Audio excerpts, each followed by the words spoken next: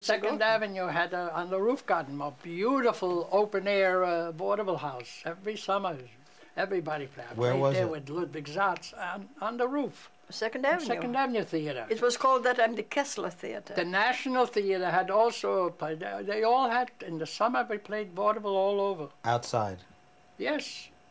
And summer in the Bronx and in Brooklyn they had inside theaters. But a Yiddish musical, whether it was an Olshanetsky or whatever, some of the ones you mentioned, could run as much as 35 weeks, 9 performances a week. Absolutely. No, sometime in the middle of the week they had repertoire sometimes. Very few, very few. Very few. They used to play a melodrama sometimes in the middle. Let's make the picture even clearer.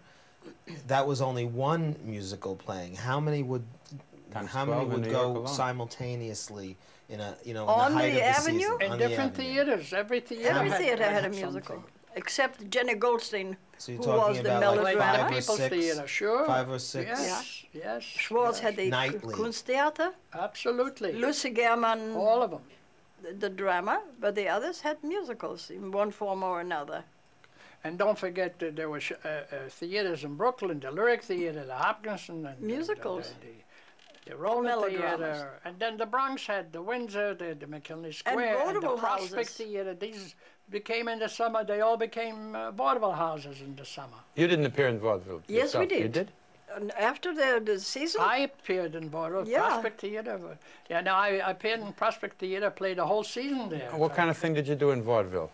Shulamis, for instance. You know, they used to do a part of just the songs for I'll tell you an excerpts incident in the Prospect Theater. I worked in Prospect Theater, you know, for many, couple of years. And one year I'm playing theaters, and my father gets a call from RUMSHINSKY.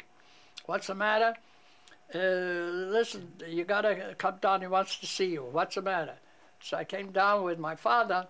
He said, listen, Ludwig SATZ played a play in the Second Avenue Theater called The Rabbi's Melody, the Rebbe's Nieden, which was a sensation. By the way, that show ran for 2 years. The first year and the second year. And this is the second year. Ludwig SATZ got an offer to go to Broadway to play Potash and Perlmutter. It was a very famous play on Broadway at that time. And so he wanted to go, so they didn't have who to play The Rabbi's Melody, because the play is a young boy that he becomes a rabbi. It's very funny and beautiful music in the play. So RUMSHINSKY says, I want you to dear spielen this Rebbe, because just for you.